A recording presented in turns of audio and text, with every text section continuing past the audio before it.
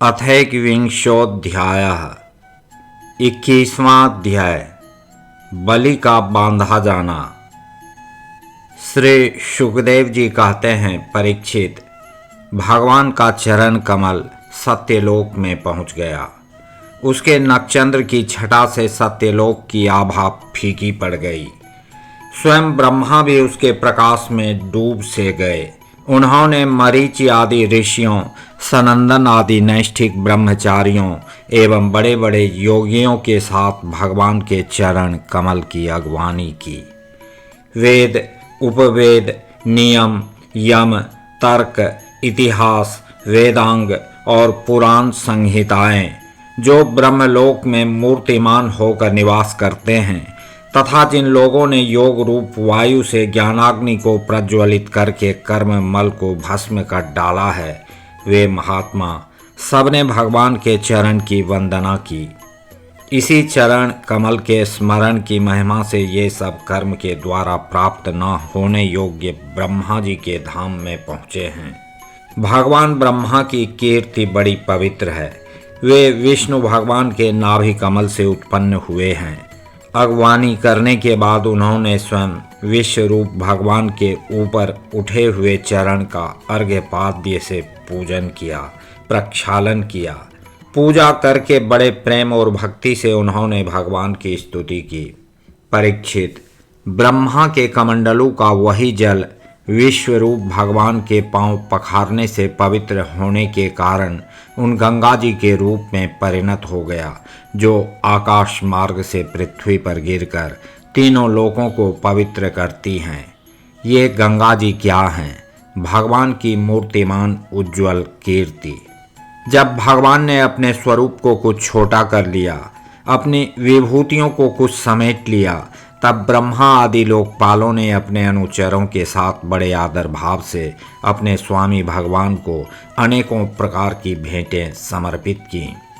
उन लोगों ने जल, उपहार, माला, दिव्य गंधों से भरे अंगराग, सुगंधित धूप, दीप, खील, अक्षत, फल, अंकुर, भगवान की महिमा और प्रभाव से युक्त स्तोत्र, जय घोष, नृत्य, बाजे गाजे, गान एवं शंख और दुंदुभी के शब्दों से भगवान की आराधना की। उस समय ऋक्षराज जाम्बवान मन के समान वेग से दौड़कर सब दिशाओं में भेरी बजा बजाकर भगवान की मंगलमय विजय की घोषणा कर आए। दैत्यों ने देखा कि वामन जी ने 3 पग पृथ्वी मांगने के बहाने सारी पृथ्वी ही छीन ली। तब वे सोचने लगे कि हमारे स्वामी बलि इस समय यज्ञ में दीक्षित हैं, वे तो कुछ कहेंगे नहीं। इसलिए बहुत चिढ़कर वे आपस में कहने लगे, अरे यह ब्राह्मण नहीं है, यह सबसे बड़ा मायावी विष्णु है। ब्राह्मण के रूप में छिपकर यह देवताओं का काम बनाना चाहता है। जब हमारे स्वामी यज्ञ में दीक्षित होकर किसी को किसी प्रकार का दंड देने के लिए उपरत हो गए हैं, तब इस शत्रु ने ब्रह्मचारी का वेश बनाकर पहले तो याचना की और पीछे हमारा सर्वस्व हरण कर लिया।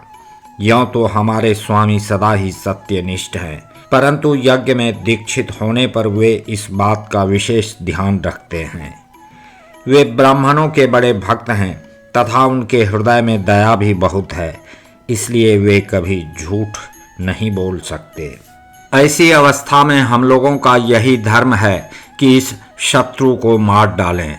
इससे हमारे स्वामी बलि की सेवा भी होती है। यों सोचकर राजा बलि के अनुचर असुरों ने अपने अपने हथियार उठा लिए। परीक्षित, राजा बलि की इच्छा न होने पर भी वे सब बड़े क्रोध से शूल, पट्टिश आदि ले लेकर वामन भगवान को मारने के लिए टूट पड़े। परीक्षित, जब भगवान विष्णु के पार्षदों ने देखा कि दैत्यों के सेनापति आक्रमण करने के लिए दौड़े आ रहे हैं, तब उन्होंने हंसकर अपने अपने शस्त्र उठा लिए और उन्हें रोक दिया। नंद, सुनंद, जय, विजय, प्रबल, बल, कुमुद, कुमुदाक्ष, विश्वक्सेन, गरुड़, जयंत, श्रुतदेव, पुष्पदंत और सात्वत, ये सभी भगवान के पार्षद 10-10 हजार हाथियों का बल रखते हैं। वे असुरों की सेना का संहार करने लगे। जब राजा बलि ने देखा कि भगवान के पार्षद मेरे सैनिकों को मार रहे हैं और वे भी क्रोध में भरकर उनसे लड़ने के लिए तैयार हो रहे हैं, तो उन्होंने शुक्राचार्य के शाप का स्मरण करके उन्हें युद्ध करने से रोक दिया। उन्होंने विप्रचित्ति, राहु, नेमि आदि दैत्यों को संबोधित करके कहा, भाइयों मेरी बात सुनो, लड़ो मत, वापस लौट आओ। यह समय हमारे कार्य के अनुकूल नहीं है। दैत्यों, जो काल समस्त प्राणियों को सुख और दुख देने की सामर्थ्य रखता है, उसे यदि कोई पुरुष चाहे कि मैं अपने प्रयत्नों से दबा दूं, तो यह उसकी शक्ति से बाहर है। जो पहले हमारी उन्नति और देवताओं की अवनति के कारण हुए थे, वही काल भगवान अब उनकी उन्नति और हमारी अवनति के कारण हो रहे हैं। बल, मंत्री, बुद्धि, दुर्ग, मंत्र, औषधि और समाधि उपाय, इनमें से किसी भी साधन के द्वारा अथवा सबके द्वारा मनुष्य काल पर विजय नहीं प्राप्त कर सकता। जब दैव तुम लोगों के अनुकूल था, तब तुम लोगों ने भगवान के इन पार्षदों को कई बार जीत लिया था, पर देखो आज वे ही युद्ध में हम पर विजय प्राप्त करके सिंहनाद कर रहे हैं। यदि दैव हमारे अनुकूल हो जाएगा तो हम भी इन्हें जीत लेंगे। इसलिए उस समय की प्रतीक्षा करो जो हमारी कार्य सिद्धि के लिए अनुकूल हो। श्री सुखदेव जी कहते हैं, परीक्षित, अपने स्वामी बलि की बात सुनकर भगवान के पार्षदों से हारे हुए दानव और दैत्य सेनापति रसातल में चले गए। उनके जाने के बाद भगवान के हृदय की बात जानकर पक्षीराज गरुड़ ने वरुण के पाशों से बलि को बांध दिया। उस दिन उनके अश्वमेध यज्ञ में सोमपान होने वाला था।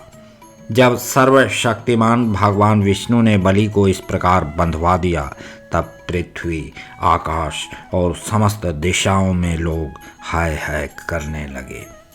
यद्यपि बलि वरुण के पाशों से बंधे हुए थे, उनकी संपत्ति भी उनके हाथों से निकल गई थी, फिर भी उनकी बुद्धि निश्चयात्मक थी और सब लोग उनके उदार यश का गान कर रहे थे।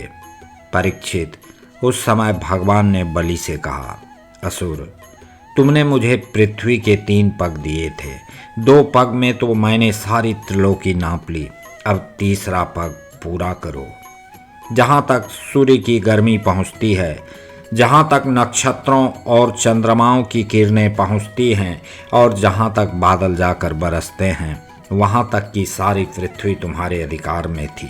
तुम्हारे देखते ही देखते मैंने अपने एक पैर से भूलोक, शरीर से आकाश और दिशाएं एवं दूसरे पैर से स्वरलोक नाप लिया है। इस प्रकार तुम्हारा सब कुछ मेरा हो चुका है। फिर भी तुमने जो प्रतिज्ञा की थी उसे पूरा न कर सकने के कारण अब तुम्हें नरक में रहना पड़ेगा। तुम्हारे गुरु की तो इस विषय में सम्मति है ही। अब जाओ, तुम नरक में प्रवेश करो। जो याचक को देने की प्रतिज्ञा करके मुकर जाता है और इस प्रकार उसे धोखा देता है, उसके सारे मनोरथ व्यर्थ होते हैं। स्वर्ग की बात तो दूर रही, उसे नरक में गिरना पड़ता है।